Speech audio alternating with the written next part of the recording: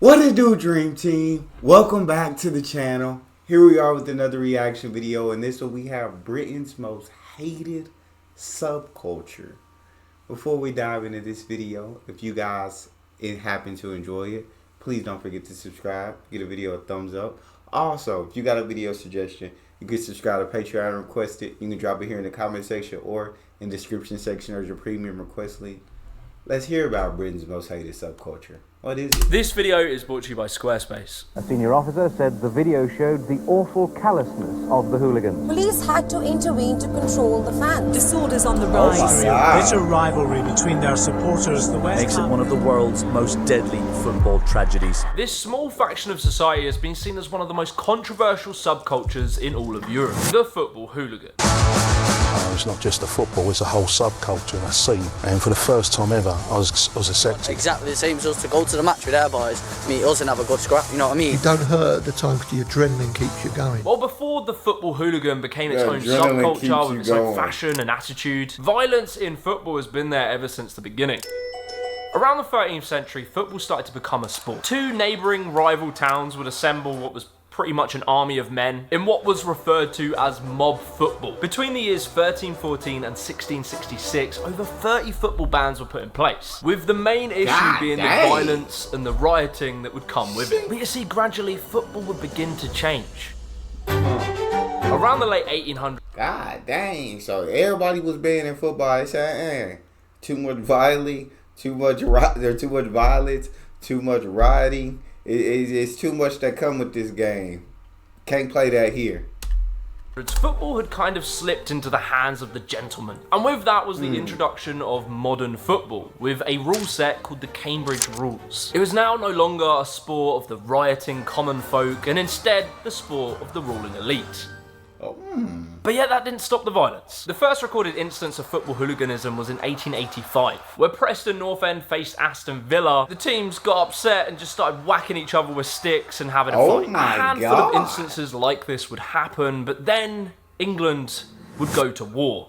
Twice. Hostilities will end World officially at 1 minute after midnight tonight. Post-war Britain was a very different place than before. In the 50s, we would start to see a rise in these young youth subcultures, such as the Teddy Boys. By the 60s, you had the mods and rockers, as well as skinheads and hippies. Some of these different subcultures would be violent towards each other. They broke away from traditional British values and rebelled against British cultural norms. Well, I suppose I'll be married.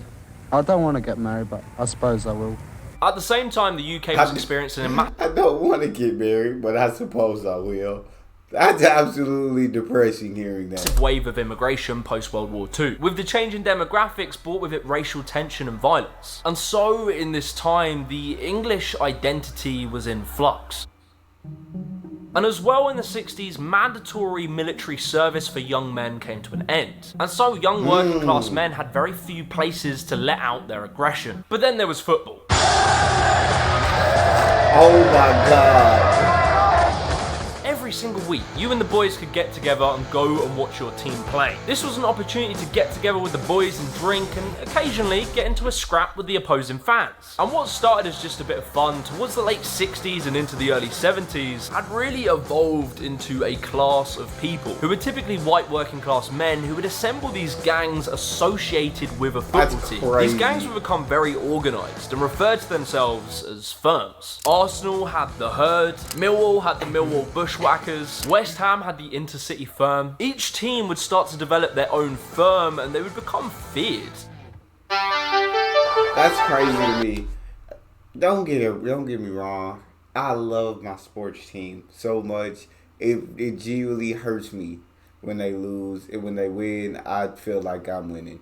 But I guess I'm not as diehard as a lot of sports fans, because there's no point in time where if my team lost, I would be so enraged that I would want to start fighting the fans on the other team, or I'd start wanting to fighting someone or anything like that. There's no reason that I would commit any act of violence because my team lost a game, even if it was a championship game.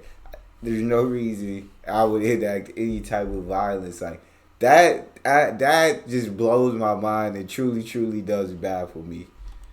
A lot of people were wondering how this started. Some people believe it's in part due to the fact that the elder generation stopped going to football games. As they were becoming wealthier, there were other things for them to do, and football stopped being this family affair that everyone would go and watch, and really became a young man's pastime. And so with no elders to keep the young fans in check. God, if I'm an elder, I'm not going to these games. If these young fans acting like this, I'm not putting myself in harm's way. Yeah, they became more aggressive and more violent. Hooligans developed this deep pride in where they came from. A lot of it came down to respect. If they didn't feel respected, they would prove themselves by fighting the opponent. That's crazy. You know what I mean? If you ain't doing it on the terraces, you're going to be doing it somewhere else. It's just that violent streak.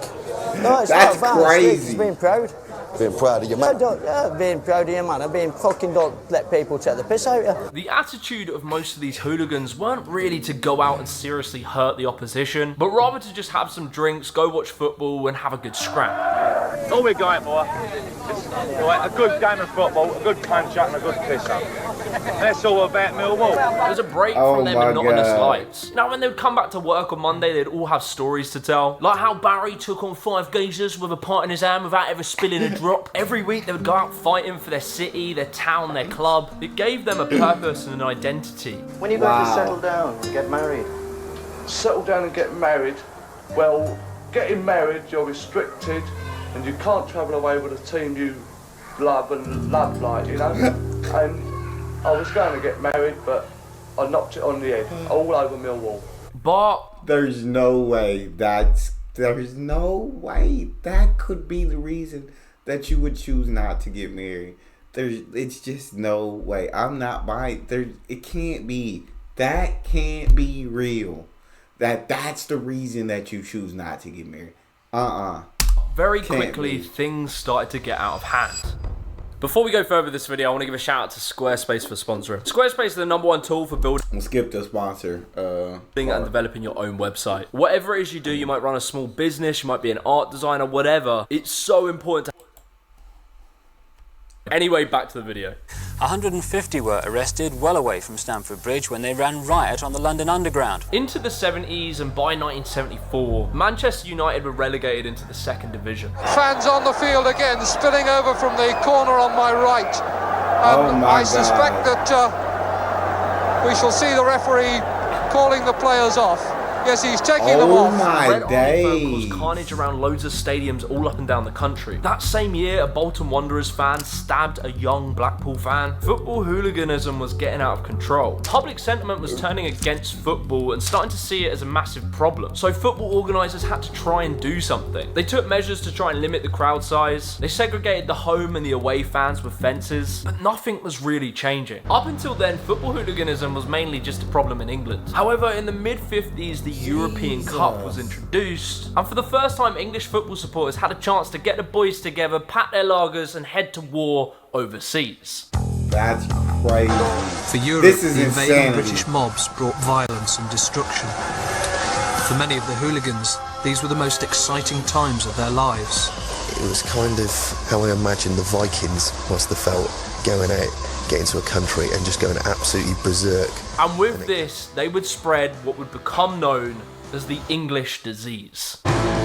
Very quickly, issues started to spread abroad. In 1975, Leeds United were banned from playing football in Europe after their fans had an all-out riot after a game against Bayern Munich. Manchester United were banned after 1977 after fans were rioting before, during and after their cup-winning game against St Etienne. But you see, football hooliganism wasn't just being contained to the football grounds, but the hooligans would start to develop more organised criminal behaviours, such as looting high-end fashion brands. This, in and of itself, would develop a unique fashion for football hooligans, as Gary and the boys would come back to England dressed in the finest after the football games. This fashion would be dubbed football casuals. You used to see a lot of the majority of the fans wearing the shirts, and then you get this small group of look like, you know, big, strong looking men. They used to be the ones that sung the most as well, and used to start the songs off. And back in the day, the only time you saw Stone Island was at a football match, pretty much, I'd say. To the point where if you saw a group of lads wearing Stone Island and CP Company or something along them lines, they were fair game. Whilst every other football fan would just wear the team's uniform, the football casuals become very distinct and able to detect, wearing brands like Sergio Tacchini, Fila, Lacoste, Pringles, Stone Island, and many others. They'd often have the skinhead buzz cut. These lads would be dressed to the absolute nines every single football game and then get into massive fights. That's crazy. Spark out.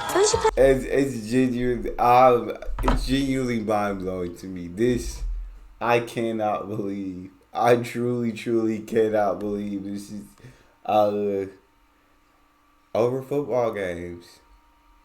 Which I guess they say it's over pride, and I guess a lot of also they just enjoyed a good punch-up. They enjoyed a good scrap, a good fight. But like, it started to become criminal organized behavior involved. We got people getting stabbed, teams getting banned because of rioting, and now they take it from just England and the UK, and they go over into Europe, which I know UK is a part of Europe, but they go over the water, across the pond into Europe, I guess, and they bring all the mayhem there, and it's just, I can't believe it. Casuals? It would be in the 70s and the 80s that would be considered the golden era of football hooliganism. The media coverage was in full swing. The UK was in a massive moral panic over football hooliganism. Things were starting to get more and more out of hand, and they started to turn political. It was around the same time where large parts of the skinhead movement had been overtaken by far-right nationalist groups. Things like the National Front and the British movement. These groups would lurch onto their more tribalist mentality and patriotic nature, and a subsection of hooliganism become linked to far-right extremism. Where organisations like the National Front would deliberately try to recruit new members from football terraces. I do want to point out that Vice made a whole video on this, and there's a lot of criticisms of that, saying that football firms tend to just represent the attitudes of the town they're from. So if a town is very right-wing or very left-wing, the hooligans will tend to represent that. And so football hooligans weren't inherently far-right. That went through your window? That went upstairs. That one. As I got to the gate, I got hit over the head with an iron bar. Either way, the British public was in full disarray. The middle classes of Britain had developed a very deep hatred for this subculture that were often working class people who were seen as out wreaking havoc on towns on a weekly basis. It was a massive moral panic, and due to the sharp rise in unemployment in the 80s, there was a deep resentment in the working class, and you could see that in things like the miners' strike and the Tottenham riots. There were deep tensions in Britain, and football became the main vessel to channel that anger. Things were getting pretty bad. Someone would need to come in and put an end to it. Bearing now Mrs. Thatcher as Prime Minister. 1985 was considered the worst year ever for football hooliganism. There were a few key instances that would really push the Thatcher government to act. On the 13th of March, Millwall and Luton would face each other. 31 people were injured when Millwall fans went on the rampage before, during and after the match. Described as one of the worst nights of violence in British football, the Prime Minister is demanding action. And it turned into a riot that destroyed Luton. 81 people were injured, 60 of those being police officers. 31 arrests were made. Fans tore up the stadium, they destroyed the town, they were smashing people's windows. One police officer suffered a heart attack. They had to receive mouth-to-mouth resuscitation, all whilst being kicked in the head by football fans. But it would be on the 29th of May where disaster would strike. The Heysel Stadium in Brussels, the capital of Belgium, has been a sickening and bewildering sight. As a result, there is for certain serious injury when a wall collapsed, and maybe worse. Liverpool played Juventus in the European Cup final at the Heysel Stadium, where 39 people would be crushed to death by a wall that collapsed as a result of fighting. Italian. I would like to say to all the... No, we would have had to ban the sport, bro. I would say, until y'all can get it together, there is no more football. Like, cause that's ridiculous. Like, that's absolutely disgusting. That's absolutely disgusting. The fact that people are losing their lives over football. Wow. British people that they are very famous in the world for their education and self-control and so on. We have now the proof that all over in continent, everybody say, don't be like English people. What I see? After Brussels, the world shuts the door on English clubs. Today, the governing body, FIFA, registered their disgust over the events at Brussels by banning English clubs from all internationals. This ban lasted until 1990 and a year later for Liverpool to be unbanned. The UK had had enough. I wish we could get those responsible, get them before a court and stiff sentences so that they stop anyone else. Soccer violence has now reached the top of the political agenda. And so the Thatcher-led government set up a war cabinet to tackle football hooliganism. Along with the Popplewell Committee, many ideas were put forward and laws passed to try and tackle it. You had the Public Order Act in 1986, which permitted courts to ban fans from stadiums. The Football Spectators Act in 1989 banned convicted hooligans from attending matches internationally. Stadiums were forced to make changes. They were no longer allowed standing sections. They had to have seats, along with much tighter security, better quality turnstiles, and tickets were made much more expensive. Heysel and Hillsborough changed everything. Hillsborough more so than Heysel, because it changed the design of stadiums. It's a kind of social cleansing of football, a deliberate pricing policy that has pushed hooliganism, they thought, to the back burner. But you see, the violence didn't stop immediately. The firms just got more organised and smarter and moved the violence out into the streets, where firms would become like militia groups, knowing how to ambush people with the locations they were in. These back streets, crazy. It were good for us because we knew every back street where they were going. Away things didn't know where they were going, but we could. However, into the 90s, the English disease slowly started to cure. After the European ban was lifted, families actually started to attend football games again. Police presence had massively grown and they'd become much more equipped to deal with the problem. Hooligans were getting tougher and tougher sentences, and violence did start to drop. There's over 4,000 Germans booked in for Europe this summer. You come and take us out with your top firm, then you can take us on tour. As things started to really quiet down by the late 90s, by the early 2000s, a nostalgia grew for football hooliganism. There's nothing different about me. I'm just another bored Mal approaching 30 in a dead-end job who lives for the weekend. With films like The Football Factory, Green Street, The Firm, as well a very scared Danny Dyer did this show called The Real Football Factories. Mate, you sure we're going to walk in this booze? We're going to end up getting ironed out by this little firm, you know what I mean? Yeah. But you seem sweet as, but it's early days yet, you know what I mean? I'm sure someone's going to glass me anyway. I'm only joking. Bless him. Books were being written and ex-football hooligans became famous. A romanticisation of this era really grew in the mid-2000s. The football casual aesthetic had become a staple in fashion and can still be seen today. But football hooliganism never went away entirely.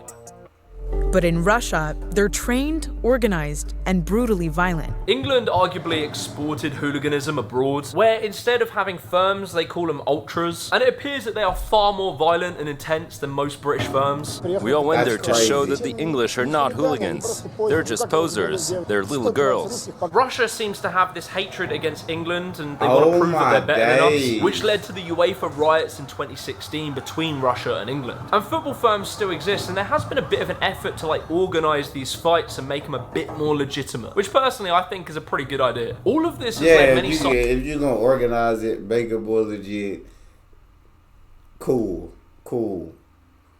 But this violence in the streets, destroying towns, destroying stadiums, all of that, ending lives is just insanely ridiculous. Psychologists and sociologists to study and pin down what causes football hooliganism. And hooliganism emerged when there were lots of uncertainties about identity, uncertainties about place, even uncertainty about gender identities, with the emergence of hippie cultures and new ways of doing masculinity. Not really knowing where you belong and what have you, so I was attracted to the togetherness as well of all the lads, It felt normal, plus you felt as if you had a family. For the first time, probably felt like I belonged somewhere. At the core of what drives these men are the same exact things that drive men to protect their countries in war. It's a powerful energy that comes with it a lot of responsibility. When carefully nurtured and directed into something positive, it can be amazing. Yeah. It didn't look positive, but when it's not, though, it can be terrible. The violence of English football fans brought about the death of 38 people and injuries to 454. If you enjoyed this video, be sure to leave a like and subscribe to the channel and watch this video right here. Bro, that was absolutely heartbreaking. That was stunning. That was insanity. That was scary. My days. That's all we got. Let me know what y'all think about that video. Got to get in the comment section and talk to me. Make sure you subscribe, give the video a thumbs up, and check out that next one. It's your boy Neal. Out.